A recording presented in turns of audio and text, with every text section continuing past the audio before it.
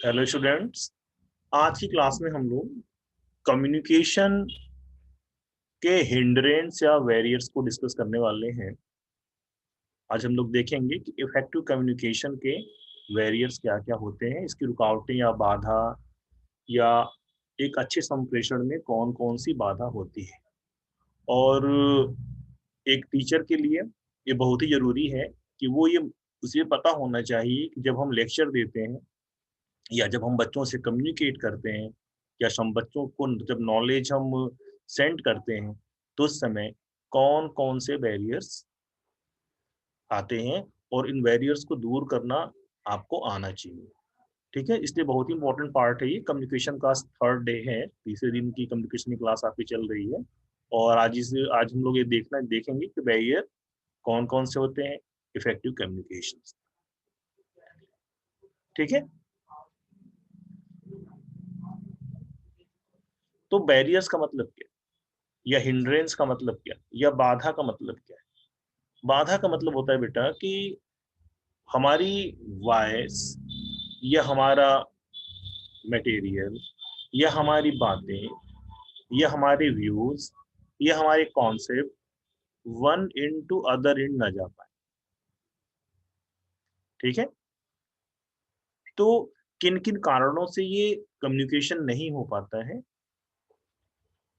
उन्हीं को हम बैरियर्स कहते हैं। अगर आपसे कोई पूछे कि what do you mean by communication barriers, तो आप कह सकते हो कि अ, संप्रेषण के रास्ते की जो भी रुकावटें हैं या जिन कारणों से रिसीवर टू सेंडर कम्युनिकेशन नहीं हो पाता या मैसेजिंग नहीं हो पाती, अ, उस वो जो कारक है, वो जो कारण है, वो जो प्रॉब्लम है, उस प्रॉब्लम को हम क्या बोलेंगे, बैरियर्स ऑफ कम्युनिकेशन हम कहेंगे। हम कहेंगे कि ये संप्रेषण की बाधाएं हैं। ठीक है, अब हम लोग बात करते हैं बेटा टाइप्स की। ये बाधाएं कितने प्रकार की हो सकती है।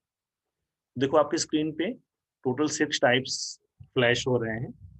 पहला टाइप क्या है, लैंग्वेज यानी भाषा। जो हमारी भाषा है, ये भाषा भी बैरियर काम करती है। अभी हम लोग देखेंगे कि भाषा कैसे बैरियर है, अभी बात हम लोग डिस्कस करेंगे। जो सेकंड पार्ट है बेटा, वो है फिजिकल लोकेशन, यानी जो भौतिक जो परिदृश्य है ना, या जो इन जिसको हम इंफ्रास्ट्रक्चर भी कहते हैं, वो भौतिक परिदृश्य भी बाधा डालती है। थर्ड क्या है, पुअर इक्विपमेंट। हम जो इक्विपमेंट यूज कर रहे हैं या जो मशीन हम यूज कर रहे हैं या जो वे यूज कर रहे हैं हम कम्युनिकेशन का, अगर वो पुअर हो, अगर वो खराब हो, तब भी बाधा हो जाती है। फोर्थ पॉइंट क्या है इसका, नॉइस, शोरगुल। अगर हम दो आदमी बात करें और कोई शोर शोर हो रहा है तेजी से, तो भी हमारी बात ट्रांसमिट नहीं हो पाती।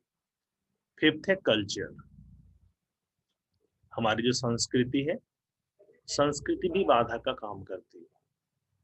और सिक्स है बेटा परसेप्शन, हमारी धारणाएं। जो हमारी धारणाएं हैं या जो हम जो किसी के लिए जो हमने एक व्यू बना लिया है अपनी, जो हमारा व्यू है, वो व्यू भी हमें परेशान करता है ना। तो धारणाएं भी परसेप्शन का एक कारण है। हमने जैसी धारणाएं बना ली, आपने कई बार देखा होगा जब इलेक्शन आता है, तो चुनाव में हम उसी पार्टी या उसी नेता की बात सुनना पसंद करते हैं, या हमें समझ में आती है जिस पार्टी की तरफ हमारा झुकाव होता है। दूसरी पार्टी की भावना को हम नहीं समझ पाते, हम उनकी बातों को सुनना भी नहीं चाहते। ठीक है ना, तो ये बेटा ये सारी बात हो गई। ये हो गया, ये टोटल 6 बैरियर्स की बात कर रहे हैं यहाँ पे हम कर रहे हैं। इसके अलावा कुछ और भी बैरियर्स हैं, जैसे साइकोलॉजिकल बैरियर भी है। साइकोलॉजिकल बैरियर के बाद जियोग्राफिकल बैरियर्स भी है। ठीक है ना, ये कुछ और बैरियर्स है जिनका डिस्कस हम इसके आगे करेंगे। उन बैरियर्स की बात भी हम अभी आपसे करने वाले करेंगे। ठीक है, तो सबसे पहले हम बात करते हैं लैंग्वेज की। लैंग्वेज या हमारी जो भाषा है, वो कैसे बैरियर का काम करती है। एक बड़ी पुरानी कहावत है, 7 कोस में 5 कोस में पानी बदले 7 कोस में बाढ़। यानी अगर अपने घर से 15-20 किलोमीटर या 50 किलोमीटर अगर हम आगे चले जाएं, तो धीरे धीरे वहां की भाषाओं में या जो लैंग्वेज की टोन है, या जो भाषा है, या जो शब्द, या जो ग्रामर, या जो वर्ड्स हम यूज करते हैं, उसमें चेंज आना शुरू हो जाता है। आप खुद ही महसूस किए होंगे, जो अपने घर से हम 100-200 किलोमीटर आगे पीछे जाते हैं, तो आपने देखा होगा कि हम भले ही हिंदी बोल रहे हैं, लेकिन हिंदी बोलने का टोन बदल जाता है, कुछ वर्ड्स बदल जाते हैं, जिन वर्ड्स के बारे में हमें जानकारी नहीं होती, हम समझ नहीं पाते, है ना। हिंदी में ढेर सारे वर्ड्स हैं, और अलग अलग क्षेत्रों में हम अलग अलग भाषाओं को बोलते हैं। तो एक तो बेटा ये है कि अगर जैसे मान लो, अगर साउथ का कोई बंदा अगर नॉर्थ में पढ़ाने चला जाए, या कोई यूपी का बंदा राजस्थान में पढ़ाने आ जाए, ठीक है, ऐसे कोई कोई राजस्थान का आदमी हो, कोई राजस्थान का टीचर हो, ये यूपी में पढ़ाने चला है, तो अब क्या देखोगे, उसकी भाषा में, उसके शब्दों में ढेर सारा वेरिएशन आपको दिखाई पड़ने लगेगा, और उसकी भाषा हमें जल्दी समझ में नहीं आएगी। ऐसे छोटा सा एग्जाम्पल लें, जैसे मान लो हमें हिंदी बहुत ही अच्छी आती है, या हमें इंग्लिश बहुत ही अच्छी आती है, लेकिन हम चाइना चले जाएं, हम फ्रांस चले आए, हम जर्मनी चले जाएं, तो क्या होगा, वहाँ के लोगों से हम बातचीत नहीं कर सकते, हम अपना नॉलेज वहाँ ट्रांसमिट नहीं कर सकते। तो हम, अगर हम राजस्थान में अच्छे टीचर हैं, तो हम चाइना में अच्छे टीचर तब तक नहीं हो सकते जब तक हमें मंदारिन लैंग्वेज नहीं आती। अगर हमें मंदारिन लैंग्वेज नहीं आती, तो वहाँ के विद्यार्थियों से हम कम्युनिकेट नहीं कर सकते, अपने नॉलेज को, अपने ज्ञान को वहाँ तक ट्रांसमिट नहीं कर पाएंगे, है ना। तो एक भाषा बहुत ही बड़ा बाधक है। कभी आपने देखा होगा, कभी फॉरेनर्स से अगर आप मिले हों, उनसे बातचीत किए हों, तो कई बार होता क्या है कि आपको भी इंग्लिश आधी अधूरी आती है, और फॉरेनर को भी इंग्लिश का पूरा ज्ञान नहीं होता है, तो आप आपस में कम्युनिकेट नहीं कर पाते। वो जर्मन जानते हैं, वो फ्रेंच जानते हैं, तो सोचते हैं कोई फ्रेंच गाइड मिल जाता या कोई जर्मन गाइड मिल जाता, तो हम यहाँ के बारे में जान जाते। तो बात समझ में आ गई। तो भाषा एक बहुत बड़ा जो है बाधक तो है, एक बैरियर है, एक हिंड्रेंस है कम्युनिकेशन का, ठीक है। क्योंकि हम अपनी बात उसी तक सेंड कर सकते हैं जो हमारी लैंग्वेज को जानता हो। अगर कोई व्यक्ति हमारी भाषा नहीं जानता, तो हम उस तक अपनी बात नहीं पहुंचा सकते, और न तो हम उसकी बात खुद समझ सकते हैं। ये बहुत ही बड़ी बाधा है। तो इस तरह से हम कह सकते हैं कि लैंग्वेज क्या है, language is a great barrier of communication. जो भाषा जो है एक बहुत ही बड़ा बाधक है कम्युनिकेशन का, ठीक है। अब हम बात करते हैं बेटा यहाँ पे दूसरी बाधा की बात करते हैं,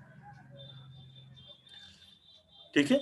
बात करते हैं फिजिकल लोकेशन की, यानी भौतिक स्थान।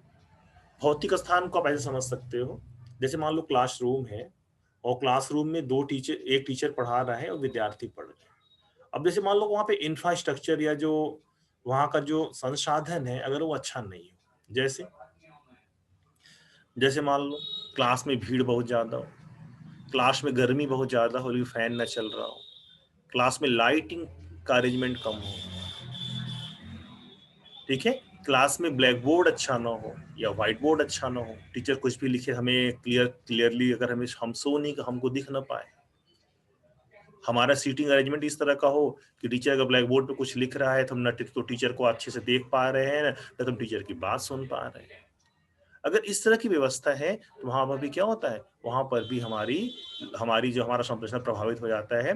क्यों? क्योंकि टीचर न तो आपको अच्छे से सुन सकता है, न तो आप टीचर की बात को अच्छे से सुन पाओगे, या जो ब्लैक बोर्ड पे वो कुछ रिटन मटेरियल लिख रहा है, कुछ स्ट्रक्चर फॉर्म कर रहा है, उस स्ट्रक्चर को आप नहीं देख सकते। कई बार आपने आपने देखा होगा, कई बार अपने आपके मैं अनुभव को मैं बता रहा हूँ, कई बार मान लो आप विंडो साइड में आप बैठ जाते हो, और बोर्ड पे इतनी ज्यादा चमक आती है कि बोर्ड पे बना हुआ पिक्चर आपको दिखाई नहीं दे रहा। या कभी कभी क्लास में आप ऐसी जगह ऐसे कॉर्नर में बैठ गए हो कि वहां से बोर्ड का पूरा पूरा व्यू नहीं आ रहा है, या कई बार आप एकदम पीछे बैठ गए हो क्लास में, वहां तक टीचर की वॉइस ही नहीं पहुंच पा रही है। तो इन सारे कंडीशन में क्या होता है, इन सारे कंडीशन में हम कम्युनिकेट नहीं कर सकते एक दूसरे को, यानी कि जो रिसीवर और सेंडर, प्रेषक और ग्राही, या टीचर एंड स्टूडेंट, उन दोनों के बीच में कम्युनिकेशन रुक जाएगा, या कम्युनिकेशन अस्पष्ट होगा, क्लियर कम्युनिकेशन या इफेक्टिव कम्युनिकेशन नहीं हो पाएगा, ठीक है। तो दूसरा जो हिंड्रेंस क्या है, दूसरा हिंड्रेंस है फिजिकल लोकेशन या इंफ्रास्ट्रक्चर भी इसको कह सकते हो। जो इंफ्रास्ट्रक्चर है, इंफ्रास्ट्रक्चर भी, क्लासरूम का इंफ्रास्ट्रक्चर भी बाधक होता है, आपके शब्दों को या आपके संप्रेषण में एक बाधा का काम करता है। ठीक है। तीसरा जो पार्ट है बेटा पुअर इक्विपमेंट का, ये पुअर इक्विपमेंट का मतलब है कि जो हम उपकरण यूज कर रहे हैं वो खराब क्वालिटी के हों। जैसे आपने कई बार देखा होगा कि इंडिया में इंटरनेट की स्पीड कब कितनी रहेगी कोई नहीं जानता। तो आपने कई बार देखा होगा कि क्लास पढ़ते पढ़ते क्लास बीच में बंद हो जाती है। ऐसा क्यों हो रहा है? ऐसा सिर्फ इसलिए हो रहा है कि हम आपका जो कम्युनिकेशन है का जो सिस्टम है, जो इंटरनेट है, इंटरनेट कैसा है? पुअर क्वालिटी का है ना।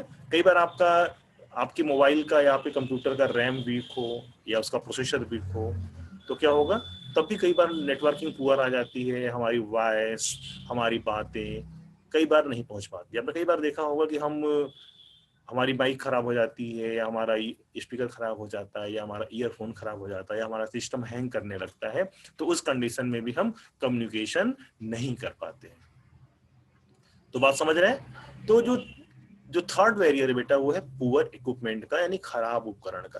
क्यों? क्योंकि इस समय जो कोरोना का काल है, कोरोना काल में क्या हो रहा है, 100% हम इक्विपमेंट बेस्ड लर्निंग कर रहे हैं, हम मशीन से लर्निंग कर रहे हैं या मशीन से टीचिंग कर रहे हैं। जब मशीन से टीचिंग कर रहे हैं तो जो मीडियम क्या है, मीडियम मशीन है, मीडियम मोबाइल है, मीडियम लैपटॉप है, डेस्कटॉप है, मीडियम हमारा इंटरनेट की कनेक्टिविटी है।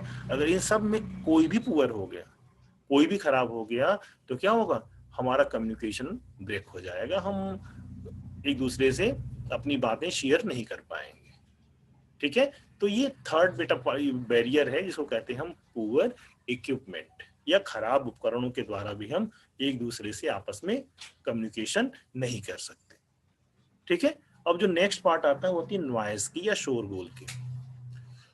आपने ये खुद रियलाइज किया होगा, जैसे आप घर में किसी से फोन पे ही अगर बात कर रहे हो या अभी मेरी क्लास ही अगर आप ले रहे हो ऑनलाइन, और अभी आपके घर कोई आपकी मम्मी या आपका भाई या आपकी बहन आके कोई बातचीत करने लगे तो आपको डिस्टर्ब होने लगता है। क्यों डिस्टर्ब होता है? क्योंकि आप मेरी वॉइस इफेक्टिवली या अच्छे से आप सुन नहीं पाएंगे। ठीक है। तो नॉइज भी एक बहुत ही बड़ा बाधा, बहुत ही बड़ा बाधा है। आपने देखा होगा जब क्लास इनडिसिप्लिन हो जाती है तो इनडिसिप्लिन क्लास में क्या होता है, शोर बढ़ जाता है। और जब शोर बढ़ जाता है तो क्या होता है, टीचर की बात ना तो विद्यार्थी सुन पाता है और ना तो विद्यार्थी की बात टीचर सुन पाता है। ठीक है ना। ऐसे कंडीशन में भी क्या होता है, ऐसे कंडीशन में भी ऐसे कंडीशन में भी हमारा जो कम्युनिकेशन है वो ब्रेक हो जाता है, हम इफेक्टिव कम्युनिकेशन नहीं कर पाते क्योंकि हम पूरी बात हम नहीं सुन पाते। कई बार आपने देखा होगा दशहरे के मेले में या किसी और मेले में चले जाएं और हम आसपास में खड़े हुए लोगों से भी आपस में बातचीत नहीं कर पा सकते। कभी कभी शादियों में चले जाओ, डीजे के सामने अगर बात करना हो जाए तो वहां पर भी हम एक दूसरे से बात नहीं कर सकते। यानी कहने का मतलब क्या है, जो नॉइज है, जो शोरगुल है, शोरगुल भी क्या करता है, एक बड़ी बाधा पहुंचाती है एक दूसरे से बातचीत करने में, कम्युनिकेशन करने में। ठीक है, ये कंडीशन बेटा टीचिंग में भी होती है। अगर क्लास में शोरगुल हो रहा है, क्लास इनडिसिप्लिन है, क्लास ऐसी जगह पे है जहां कहीं एक्सटर्नल नॉइज आ रही है, बाहर से कहीं शोर आ रहा है, कोई बारात जा रही है या कुछ और हो रहा है या ट्रैफिक का शोर आ रहा है, तो वहां पर भी कम्युनिकेशन अच्छे से नहीं हो पाता है। ठीक है। तो चौथा पॉइंट हो गया नॉइज का, कि नॉइज अगर शोर है, शोर अगर होगा तब भी कम्युनिकेशन नहीं हो पाएगा। ठीक है। अब बात आती है बेटा कल्चर की। कल्चर का सबसे अच्छा एग्जाम्पल है ब्रिटिश इंग्लिश और अमेरिकन इंग्लिश। सबसे बढ़िया एग्जाम्पल ब्रिटिश और अमेरिकन इंग्लिश को की हम दे सकते हैं। आपने कई बार देखा होगा कि आपने जो सही वर्ड इंग्लिश में कंप्यूटर पे टाइप किया, लेकिन उसमें भी रेड लाइन, अंडरलाइन आ जाती है और आप कंफ्यूज कई बार हो जाते हो कि हमने गलत तो नहीं लिख दिया, है ना। आपने देखा है कि अमेरिकन इंग्लिश और जो यूके की इंग्लिश, जो ब्रिटिश इंग्लिश है, दोनों में जबरदस्त डिफरेंस। जैसे एग्जांपल ने हम कहते हैं एरोप्लेन, और एक में क्या बोलते हैं, एयरप्लेन बोलते हैं, airplane, aeroplane. Colour COLOUR, COLOR, school SKOOL या CHOOL। तो आप क्या देख रहे हो, ये सब सही है, लेकिन कई बार ऐसा होता है कि शब्दों का या भाषाओं का ज्ञान न होने के कारण हम कंफ्यूज हो जाते हैं कि जो कम्युनिकेशन आ रहा है, जो संप्रेषण हो रहा है, जो सामने वाला हमको कुछ लिख कर भेज रहा है या हमसे बात कर रहा है, वो सही कर रहा है या नहीं कर रहा है। ठीक है ना। उसके बाद अलग अलग जो संस्कृतियां हैं, अलग अलग लोग हैं, अलग अलग मान्यताएं हैं, उन हर अलग अलग मान्यताओं के अपने अलग, उनका जो शब्दकोश है, उनकी बात करने का स्टाइल अलग है, उनके बोलने का स्टाइल अलग है, उनके वर्ड्स अलग है जो कॉमनली वो यूज करते हैं। और जब कहीं दूसरी कम्युनिटी में चले जाते हैं या दूसरे कल्चर में चले जाते हैं, तो वहां पे क्या होता है, वहां पे हम उन शब्दों या उन सेंटेंसों को हम नहीं सुन पाते जिसके लिए हमारे कान फेमिलियर होते हैं। तो क्या होता है, हमें समझने में थोड़ी सी दिक्कत आती है। ठीक है, जैसे छोटा इसका एग्जांपल मैं आपको बताऊं, अगर आप अभी ब्रज की भाषा सुनो, अवधी सुनो, सब हिंदी है, अवधी भी हिंदी है, ब्रज भी हिंदी है, भोजपुरी भी हिंदी है, ठीक है, पश्चिमी उत्तर प्रदेश की भाषा भी हिंदी है, लेकिन सारे हिंदी में अंतर है। क्यों? क्योंकि सब में वर्ड्स अलग, लखनऊ की भाषा अलग है। ठीक है, तो कहने का मतलब क्या है कि हर जगह जगह की संस्कृतियां अलग हैं और उन संस्कृतियों का प्रभाव उनकी भाषा और उनके शब्दों पे पड़ता है। और कई बार होता क्या है कि हम उन शब्दों को जानते ही नहीं है और आदमी बोल के निकल गया तो मुझे कुछ समझ में नहीं आता। तो कल्चर भी बेटा एक बहुत ही बड़ा बैरियर है। हम जिस कल्चर में रहते हैं, जिस सोसाइटी में रहते हैं, उसी सोसाइटी की के शब्दों को सुनने की हमारी आदत होती है।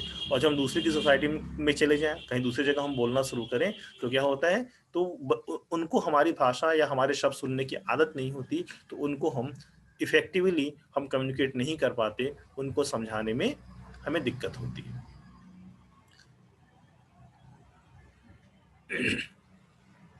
जो 6 पॉइंट इसका है वो है परसेप्शन। परसेप्शन का मतलब धारणा है। ठीक है, धारणाओं का मतलब क्या है? धारणाओं का मतलब होता है कि हम कई शब्दों के कई अर्थ हम समझते हैं और हमारी जैसी धारणा होती है, हमारी जैसी सोच होती है, हम वैसा ही समझने का काम करते हैं। ठीक है, जैसे मैं कई एग्जांपल में ले रहा हूँ, आपको बड़ी अच्छी मैं कहानी सुना रहा हूँ। उस कहानी से ये परसेप्शन कैसे कम्युनिकेशन में बाधक है आपको आसानी समझ में आ जाए। ठीक है, तो एक गांव था, उस गांव में साल में एक बार एक ऋषि आया करते थे और ऋषि बड़े ही प्रसिद्ध थे। वो करते क्या थे, महिलाओं को ताबीज देते थे और ताबीज में जो लिख देते थे उनके घर में वही संतान होती थी। और ताबीज 1 साल के बाद खोला जाता था और उसको पढ़ के देखा जाता था कि उसमें उन्होंने क्या लिखा हुआ है, और उसमें वो जो लिखते थे व्यक्ति को वही संतान होती थी। अगर लड़का लिख देते थे तो लड़का होता था, और लड़की लिख के ताबीज में डाल देते थे तो लड़की होती थी। ठीक है, तो बड़ी उनकी प्रसिद्धि थी। तो उनका शिष्य उनसे पूछा एक दिन कि बाबा जी ये सिद्धि आपने कहाँ से पाया? तो उन्होंने कहा नहीं, कोई सिद्धि नहीं है, ये केवल परसेप्शन है, लोगों की धारणा है, जो धारणा हमको प्रसिद्ध किए हुए है। ठीक है, तो करते क्या थे, जैसे मान लो किसी को लड़का हुआ तो ताबीज खोलते थे और ताबीज में लिखे हुए वर्ड पढ़ते थे। कहते थे लड़का ना लड़की, मतलब तुम देखो हम लिखे थे कि तुमको लड़का होगा, ना लड़की, तुमको लड़की नहीं होगी। ठीक है, अगर किसी को लड़की हो जाती थी तो वो कैसे उस वर्ड को पढ़ते थे, कहते थे लड़का ना लड़की, यानी लड़का नहीं होगा और लड़की होगी। और जिनको कुछ भी नहीं होता था तो उसके ताबीज को खोल के पढ़ते थे, कहते थे लड़का न लड़की, इसलिए तुमको कुछ नहीं हुआ। तो कहने का मतलब क्या है, वर्ड क्या था, वर्ड ताबीज में क्या लिखा जाता था, लड़का न लड़की, लेकिन सुनने वाले समझने वाले अपनी अपनी धारणा के अनुसार, अपने अपने परसेप्शन के अनुसार उसकी मीनिंग अलग अलग समझ रहे थे। ठीक है, तो ये भी एक बहुत ही बड़ा कारक है। कई बार आपने देखा होगा कि आप किसी दूसरे व्यू वे में आप किसी से कोई बात कहना चाह रहे हो और वो बात उसको बुरी लग जाती है। वो बुरी उसको क्यों लग जाती है? क्योंकि वो अपने फ्रेम से उसको समझ लेता है। तो जैसे उसको अपने फ्रेम समझेगा तो वो नहीं सोचेगा कि आप इस बात को क्यों बोल रहे हो, किस कारण से बोल रहे हो, वो अपने हिसाब से समझ लेगा और आप जो कहना चाह रहे हो उसका ठीक उल्टा असर पड़ जाता है। तो बेटा ये परसेप्शन का कमाल है, यानी हर व्यक्ति की का अपना दृष्टिकोण होता है, अपनी धारणा होती है, हर व्यक्ति का अपना परसेप्शन होता है, हर व्यक्ति का अपना एटीट्यूड होता है और उस एटीट्यूड, परसेप्शन या जो उसकी धारणा है, जो कॉन्सेप्चुअलाइजेशन उसका हुआ है या जो उसकी प्रवृत्ति है, उस प्रवृत्ति के हिसाब से ही वो बातों को समझता है। ठीक है? तो परसेप्शन भी एक बहुत ही बड़ा कारक है, एक बाधक है। हमारी बात दूसरे तक सही पहुंचेगी कि नहीं पहुंचेगी, इसमें बड़ी प्रॉब्लम होती है। ये परसेप्शन का कारक है। अब बेटा इसमें मैं कुछ कारक एज ए टीचर में बताने जा रहा हूं कि एक टीचर का जो कम्युनिकेशन है वो कैसे इफेक्टिव हो सकता है, उसमें कौन कौन से सजेशंस हम लें या कौन कौन सी हम बातें करें जिससे हमारा हमारा जो कम्युनिकेशन है बहुत ही इफेक्टिव हो जाए। तो अगर इसमें हम बात करें बेटा, तो इसमें हम कह सकते हैं, इसमें कई चीजें हम कह सकते हैं। तो इसमें जो सबसे पहली चीज है कि हम बोलें कैसे, बोलते समय हमें किन किन बातों का ध्यान रखना चाहिए और बोलते समय कौन कौन सी प्रॉब्लम आ जाती है। तो देखो जो पहली चीज है जो बोलने में प्रॉब्लम आती है वो हमारी स्पीड होती है। आपने कई लोगों को देखा होगा कि वो इतनी स्पीड से बोलते हैं कि उनकी हम सारी बात समझ ही नहीं पाते, और कुछ लोग इतनी धीमी बोलते, इतने जो है स्लोली बोलते हैं, उनके बोलने की गति इतनी धीमी होती है कि एक वर्ड के बाद वो 1 मिनट का पॉज लेके फिर दूसरा वर्ड बोलते हैं। उस समय हम उबने लगते हैं और उस समय भी उनकी बात हम ढंग से नहीं सुन पाते। तो पहला कंडीशन यहाँ पे यही हुआ कि एज ए टीचर अगर हमें इफेक्टिव कम्युनिकेशन करना है तो हमारी जो स्पीकिंग स्पीड है वो कैसी हो, वो मॉडरेट हो, वो मीडियम रेंज की हो, वो एवरेज स्पीड हो या मध्यम गति हो। यानी जब भी हम बोलें, और अगर हम मध्यम गति से नहीं बोल रहे हैं तो हमारी सारी बातें विद्यार्थियों तक कभी नहीं पहुंचेगी। तो हमें बोलते समय क्या ध्यान देना है कि हमारी जो बोलने की जो गति है, जो स्पीड है, वो कैसी हो, वो मॉडरेट स्पीड हो या मध्यम गति हो। हमको मध्यम गति से बोलना चाहिए। दूसरा क्या है, लाउडनेस का चक्कर होता है ना। टीचर को क्लास में बोलना होता है, क्लास 100 की क्लास होती है या 50 की क्लास होती है, तो ऐसी कंडीशन में होता क्या है कि टीचर को थोड़ा लाउडली बोलना चाहिए। उसका जो वॉल्यूम है बोलने का वो कैसा होना चाहिए, वो अप होना चाहिए। तो जनरली होता क्या है कि टीचर का जो वॉल्यूम होता है वो डाउन होता है, वो लाउड नहीं स्पीक करता। जब लाउड स्पीक नहीं करता तो क्या होता है, क्लास में उसकी वॉइस आगे के 2 बेंच तक पहुंचती है, पीछे उसकी वॉइस पूरी पूरी अच्छे से नहीं पहुंच पाती। उससे क्या होता है, उससे बच्चे आपकी बात नहीं सुन सकते। तो दो सबसे इंपॉर्टेंट मैंने बातें क्या बताई, हमारी बोलने की स्पीड कैसी होनी चाहिए, मध्यम होनी चाहिए, और जो हमारा स्वर कैसा होना चाहिए, हमारा स्वर उच्च होना चाहिए, यानी हमको लाउडली स्पीक करना चाहिए और मॉडरेट स्पीड में हमें स्पीक करना चाहिए। हमें इन दो बातों का हमेशा ध्यान देना पड़ेगा। लेकिन ये चीज आदत आएगी कैसे, जब हम अपनी वॉइस रिकॉर्ड करके बार बार सुनेंगे और बार बार हमारी आप बात याद रखोगे कि सर ने कैसे बोलने के लिए कहा था, बोलते समय हमारा वॉल्यूम और हमारी स्पीड क्या होनी चाहिए, तब आप इसको धीरे धीरे प्रैक्टिस करते करते इसको आप फिक्स कर पाओगे। ठीक है। दूसरी चीज क्या है, दूसरी जो प्रॉब्लम आती है बेटा बोलने में, वो आती है कनेक्टिंग वर्ड्स की, यानी तकिया कलाम की। अगर आप किसी की बात को ध्यान से सुनो तो आप देखोगे कि वो बोलते समय कम से कम एक शब्द को 5 मिनट के अंदर वो 50 बार रिपीट करता है। जैसे मैं कुछ शब्दों को आपको मैं बताऊं, जैसे ठीक है, हाँ की, जो की, है ना, या इस तरह के ढेर सारे वर्ड हैं जिन वर्ड्स को हम कनेक्टिंग वर्ड कहते हैं। और ये कनेक्टिंग वर्ड हम यूज कब करते हैं, जब हम बोलते बोलते कहीं फंस जाते हैं या कहीं जब रुक जाते हैं, तो हम क्या करते हैं, हम इन कनेक्टिंग वर्ड का इस्तेमाल कर लेते हैं। आपने अक्सर देखा होगा, या आज ही आप रियलाइज करना, अपने घर में किसी की लैंग्वेज को आप मॉनिटर करने की कोशिश करना, तो आप देखोगे कि कोई ना कोई एक ऐसा वर्ड जरूर होगा जिसको वो हर 1-2 सेंटेंस के बाद वो रिपीट करेंगे। और जो ये वर्ड्स है बेटा, इसे इसे हिंदी में कहते हैं तकिया कलाम लगाना। ठीक है। इंग्लिश में क्या कहते हैं, ये कनेक्टिंग वर्ड्स होते हैं। जब हम शब्द भूलने लगते हैं तो कंटिन्यूटी बनाने के लिए, कंटिन्यू अपनी स्पीच करने के लिए हम क्या करते हैं, कोई ना कोई कनेक्टिंग वर्ड हम यूज कर लेते हैं, वो हमारी आदत में शामिल होता है। तो आपको भी ये चेक करना पड़ेगा कि आपके भाषा में या आपके स्पीकिंग में ये कहीं कनेक्टिंग वर्ड है तो नहीं। अगर ये कोई कनेक्टिंग वर्ड इस तरह का है तो हमें प्रैक्टिस करके, हमें ध्यान दे के हमें उससे भी अपने को मुक्त करना पड़ेगा। हमें देखना पड़ेगा कि क्या हमारी भाषा में इस तरह के वर्ड आ तो नहीं रहे। ठीक है।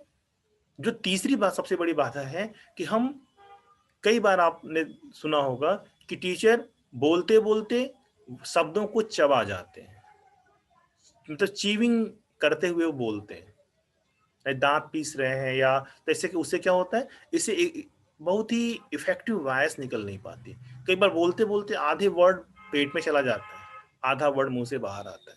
हम बोलते तो पूरा है, लेकिन साउंड आधे ही शब्द के बाहर आती है, आधे शब्द के साउंड हमारे अंदर रह जाती है। हमको ये भी देखना पड़ेगा कि हम शब्दों को चबा के ना बोल दें। जैसे अभी मैंने बोला ना, तो इस तरह से बोलने से हमें बचना पड़ेगा। यानी शब्दों को चबा के, दांतों पे दांत पीस के हमें बोलने से बचना चाहिए, क्योंकि उससे जो है इफेक्टिव कम्युनिकेशन नहीं हो पाता। ठीक, तो ये कुछ बातें थी इफेक्टिव कम्युनिकेशन से रिलेटेड। और तो इसमें दो तरह से क्वेश्चन बनता है। सबसे पहले पहला क्वेश्चन बनता है कि ये हिंड्रेंस क्या है, यानी बाधाएं क्या है। ठीक है, जैसे पहली बाधा क्या थी आपकी, भाषा की थी, लैंग्वेज की बाधा थी। और इसको दूर कैसे करें। जैसे मान लो क्लास, अगर आप क्लास में टीचर हो, तो क्लास में हर धर्म, संस्कृति और जगह के लोग वहां पे रहते हैं, है ना। जैसे अगर आप राजस्थान की बात करो, तो राजस्थान में क्या होगा, राजस्थान में हो सकता है यूपी के लोग भी हों, हो सकता है गुजरात के लोग भी पढ़ते हों, हो सकता है मध्य प्रदेश के लोग भी पढ़ते हों, हो सकता है हिंदू भी पढ़ते हों, मुस्लिम भी पढ़ते हों, क्रिश्चियंस भी पढ़ते हों, बौद्ध जैन भी पढ़ते हों। ठीक है, तो वो क्या है, कल्चरली या वो लैंग्वेजली या फिर वो रीजन के अगेंस्ट, वो सब अलग अलग है, सब में डिफरेंसेस है, और सबकी भाषा भी अलग अलग है। ठीक है, इसीलिए भारत सरकार ने कोठारी आयोग में उन्होंने क्या किया, उन्होंने त्रिभाषा सूत्र का कॉन्सेप्ट दिया। उन्होंने कहा कि जब तक टीचर की भाषा इफेक्टिव नहीं होगी, लैंग्वेज इफेक्टिव नहीं होगा, तब तक अच्छे से पढ़ाई नहीं हो सकती। इसीलिए उन्होंने कहा कि जो शुरू की भाषा है वो कैसी हो, वो मातृभाषा में, और उसके बाद हम 2 भाषाएं पढ़ाएं, और लास्ट में हमारे भारत के सभी लोगों को 3 भाषाओं का ज्ञान हो। 3 भाषाओं में क्या थी, एक आपकी राष्ट्रभाषा थी हिंदी, दूसरी थी द्वितीय भाषा के रूप में अंग्रेजी थी, और तृतीय भाषा के रूप में वहां की प्रादेशिक भाषा थी। ठीक है, जिन प्रदेशों में प्रादेशिक भाषा हिंदी थी, वहां पे उर्दू या संस्कृत सीखने बोलने की आदत डालनी थी। और जैसे मान लो अगर आप बंगाल में है तो वहाँ बांग्ला है, ठीक है, तमिल, तेलुगु, कन्नड़, मलयालम, गुजराती, ढेर सारी भाषाएं हैं, तो उनको अपने प्रादेशिक भाषा में पढ़ने का अधिकार दिया गया। सिर्फ इसलिए दिया गया कि टीचर्स और स्टूडेंट दोनों के बीच में कम्युनिकेशन इफेक्टिवली हो सके। ठीक है, और क्लास में भी टीचर को क्या चाहिए, क्लास में टीचर को हमेशा बाइलिंगुअल होना चाहिए। क्यों बाइलिंगुअल होना चाहिए, सिर्फ इसलिए होना चाहिए कि हर तबके के बच्चों को आपको पढ़ाना है, सबको पढ़ाना है, तो पढ़ाते इसमें इस बात का ध्यान रखना चाहिए, न तो इंग्लिश वाले को प्रॉब्लम हो, न तो हिंदी वाले को प्रॉब्लम हो, या जो बहुत ही गांव से आया है बच्चा, न तो उसको आपकी भाषा से प्रॉब्लम हो, और जो शहर का बहुत ही स्मार्ट बच्चा है, एलीट सोसाइटी से जो बच्चा आया है, उसको भी कोई प्रॉब्लम नहीं होनी चाहिए। तो इस तरह से आपको अपनी भाषा को सेट करना पड़ता है, या आपको क्लास में इस तरह से बोलना पड़ता है कि किसी भी विद्यार्थी को आपके शब्दों को सुनने में, आपकी बातों को सुनने में कोई समस्या ना आए। अगर इसको आप दूर कर पाते तो माना जाता है कि लैंग्वेज वाला बैरियर आपने हटा लिया। ठीक है, तो ये सारी बाधाएं थी। एक बाधा और याद आ रही है, जिसको कहते हैं साइकोलॉजिकल बैरियर कहते हैं, यानी मनोवैज्ञानिक बाधा। मनोवैज्ञानिक बाधा भी बड़ी कमाल की बात है। हम जिस बात को सुनना नहीं चाहते, वे सुन के भी हम नहीं समझ पाते, यानी हमारे अंदर नहीं जा पाता। और जिस चीज को हम सुनना चाहते हैं, वे एक ही बार सुनने से परमानेंटली हमें याद रहता है। जैसे मूवी, मूवी हम एक बार देखते हैं, सीरियल हम एक बार देखते हैं, और हमें सालों तक सारी चीजें याद रहती हैं, सारे एक एक सेगमेंट याद रहता है, एक एक पल हमें मूवीज का याद रहता है कि इसके बाद क्या होने वाला है, इसके बाद क्या होने वाला है, और हम एक ही बार देखते हैं। क्यों ऐसा होता है? क्योंकि जो संप्रेषण हो रहा है वो संप्रेषण इसलिए अच्छा हुआ क्योंकि मनोवैज्ञानिक रूप से हम उसको सुनने के लिए तैयार थे। और दूसरी कंडीशन क्या आती है? एग्जाम के समय पढ़ने का मन नहीं कर रहा है और उसके बाद भी एग्जाम सुबह देना है, हम परेशान हैं, क्या करें क्या करें क्या करें। हम बार बार चीजों को पढ़ रहे हैं, बार बार रीड कर रहे हैं, बार बार हम चाह रहे हैं कि बुक में जो भी लिखा है वो हमारे मस्तिष्क में आ जाए, लेकिन बार बार पढ़ने के बाद, बार बार कोशिश करने के बाद भी एग्जाम में हम चीजों को भूल जाते हैं। क्यों भूल जाते हैं? क्योंकि वहां पर भी मनोवैज्ञानिक कारक आ जाता है। क्योंकि साइकोलॉजी क्या कहती है, हम जिस चीज में इंटरेस्टेड नहीं है हम उस काम को अच्छे से नहीं कर सकते, तो कम्युनिकेशन भी नहीं हो पाता क्योंकि हम उसको ग्रहण नहीं करना चाहते, हमारा मोटिवेशन का जो लेवल है वो निगेटिव हो जाता है। इसलिए हमें वहां पे बताई गई कोई भी चीज समझ नहीं आती है। ठीक है, तो इस तरह से बेटा जो संप्रेषण की बाधाएं थी, उन बाधाओं से जुड़ी हुई जितनी भी बातें थी हमने आपसे डिस्कस करने का प्रयास किया और हर बातों पे मैंने फोकस किया और मुझे लग रहा है कि आपको समझ में भी आ गया होगा। और अगर कोई प्रॉब्लम कहीं आ रही हो तो आप मुझसे ओपनली डिस्कस कर सकते हो।